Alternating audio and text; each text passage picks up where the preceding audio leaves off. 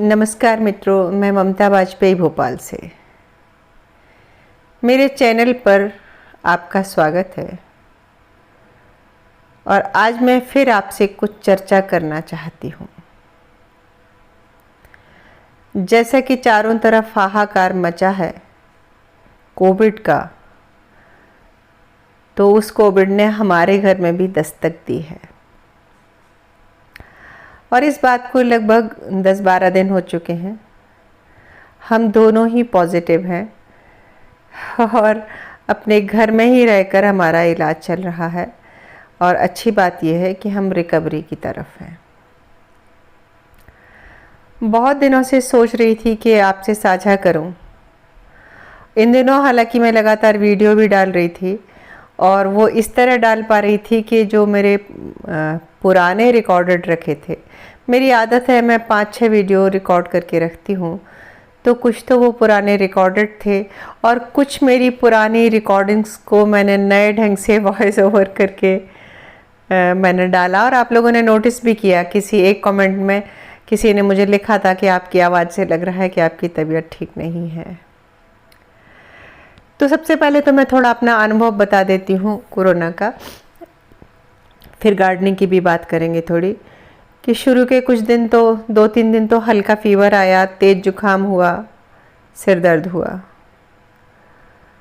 और फिर जब टेस्ट कराया तो पॉजिटिव आया और वो पर सबसे पहले मेरे हस्बैंड को हुआ और मैं बिल्कुल ठीक थी।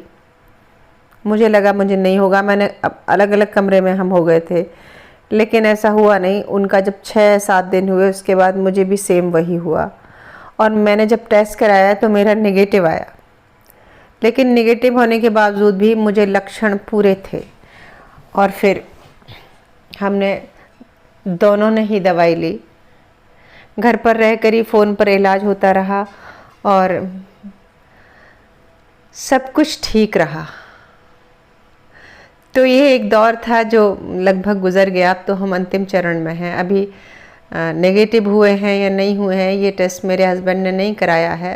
थकान बहुत है, उनको बहुत है, मुझे थोड़ा कम, और हम रेस्ट पर हैं। हर रोज़ अपनी ऑक्सीजन ले लेते हैं, चारों तरफ की खबरें सुनते रहते हैं, डरे, बहुत सारा डर भी है, बहुत सारी चिंता, दुश्चिंता, आशा निराशा के बीच कट ही गए हमारे 10-12 दिन। तो आप समझ सकते हैं कि इस हालत में छत पर जाने का तो सवाल ही नहीं उठता और मुझे सच में नहीं पता कि छत की हालत क्या है। जो काम करती है हमारे यहाँ मीना, हमने उसको बोल दिया है कि वो छत पर पानी डालती रहे, डाल रही होगी, लेकिन आप जानते हैं जब तक बागवानी को समय पर सही केयर नहीं मिले तो बागवानी तो क्या होगी। मुझे नहीं पता कि मेरी सब्जियां कैसी हैं। जिस दिन मुझे ठीक लगेगा और मैं छत पर जाऊंगी, उस दिन मैं वो सब भी रिकॉर्ड करके लाऊंगी और आपसे साझा करूंगी। तो बागवानी के साथ ये सब भी होता है ये सब भी, कि यदि आप बीमार पड़ जाएं और फिर कोविड जैसी चीज़ हो तो देखिए, घर से बाहर हम भी नहीं निकल सकते और दूसरा कोई मदद के लिए आ भी नहीं सकता।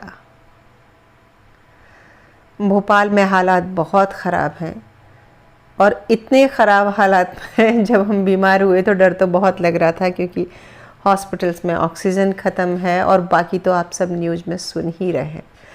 तो चलिए, अभी मैं केवल ये बताऊं कि कुछ दिन शायद मैं कुछ वीडियो नहीं डाल पाऊंगी या कुछ गैप से डालूंगी, और मैं बस इसी चक्कर में मैं घर में थोड़े से जो इंडोर है मैं इसके बारे में आज आपको बता देती हूँ शॉर्ट में। और मेन उद्देश्य तो यही था कि मैं ये तो बताऊं कि अब आप लोग मेरा परिवार हैं, तो मैं ये तो साझा करूं आपसे कि मैं किन परिस्थितियों से जूझ रही हूँ। और ये भी उम्मीद करती हूँ कि आप प्लीज़ कोविड प्रोटेक्शन के लिए जो भी सुरक्षा बताई गई है उसका पालन करें। जहाँ तक हमारी बात है, मैं घर से बाहर बहुत कम निकलती हूँ। हमने इतनी सुरक्षा रखी लेकिन बीच में एक दिन मेरे हस्बैंड बैंक गए थे किसी काम से, और मुझे ऐसा लगता है कि वो वहीं से आया होगा। ऐसे हमें श्योर तो नहीं है, पर हमारी जो ट्रैवल हिस्ट्री है उसमें सिर्फ वो बैंक ही है, बाकी तो हम घर में ही थे, हम कहीं गए ही नहीं। खैर जो भी है, अभी हम ठीक हैं। हाँ, और आज थोड़ी सी बात कर लेते हैं फाइलोडेंड्रन के बारे में। तो ये इंडोर प्लांट है, और इसको कैसी मिट्टी चाहिए, कितना पानी चाहिए, क्या इसकी केयर होती है, इस पर भी मैं शॉर्ट में आज थोड़ा सा बात कर लेती हूँ। ज़्यादा मन नहीं है तो फिर कभी मैं करूँगी। हालांकि इंडोर काफ़ी प्लांट है मेरे पास, तो मैं अलग अलग सब पर भी वीडियो बनाऊँ तो एक आध हफ्ता निकल जाएगा, फिर तो हम छत पर जाएंगे ही। दरअसल अगर मैं भी छत पर चली भी जाऊँ तो बात यह है कि इतनी तेज़ धूप में ना तो मैं काम कर सकती, क्योंकि अभी सेहत उतनी अच्छी नहीं है, और मुझे पता है कि पौधे तो लगभग नष्ट हो गए होंगे, और उसके बाद फिर से पूरा पौधे हटा के मिट्टी को रिचार्ज करके नई सोइंग, वैसे भी अभी अप्रैल मई में क्या करूँगी मैं अब, तो मैं बस आराम से बैठी ही हूँ घर के अंदर। और चलिए आपको बताती हूँ फाइलोडेंड्रन। देखिए इसके पत्ते कितने खूबसूरत होते हैं, एकदम चमकीले, यही इसकी ब्यूटी है। और इसमें बहुत सारी वैरायटी आती है, एक कटे पत्ते वाला भी आता है और कई तरह के पत्तों वाला भी आता है। एक मनी प्लांट की तरह मॉस स्टिक के सहारे भी चढ़ता है, और अच्छी बात यह कि ये बहुत दिन तक अंदर रह जाता है।